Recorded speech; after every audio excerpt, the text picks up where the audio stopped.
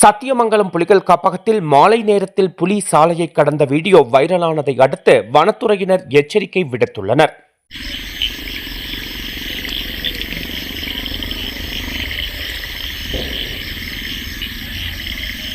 சத்தியமங்கலம் புலிகள் காப்பகத்தில் சாலை வழியாக சென்ற வாகன ஓட்டிகள் கண்முன்னே புலி ஒன்று சாலையை கடந்தது.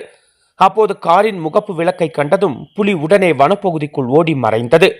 சமீப காலமாக இந்த வனப்பகுதியில் புலிகள், யானைகள், மான்கள் உள்ளிட்ட வனவிலங்குகள் அடிக்கடி சாலையோரம் மற்றும் சாலையை கடக்கும் காட்சிகள் பதிவாகி வருகின்றன.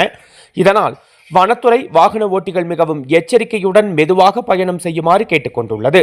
மேலும் பகல் நேரங்களில் இருசக்கர வாகனத்தை தவிர்க்குமாறும், இரவு நேரங்களில் வனச்சாலையில் வாகன ஓட்டிகள் மிகவும் கவனத்துடன் வாகனங்களை இயக்க வேண்டும் என்று எச்சரிக்கை விடுத்துள்ளனர். வைல்ட் லைஃப் வால்பாறைக்காக நமது செய்தியாளர் முருகானந்தம்.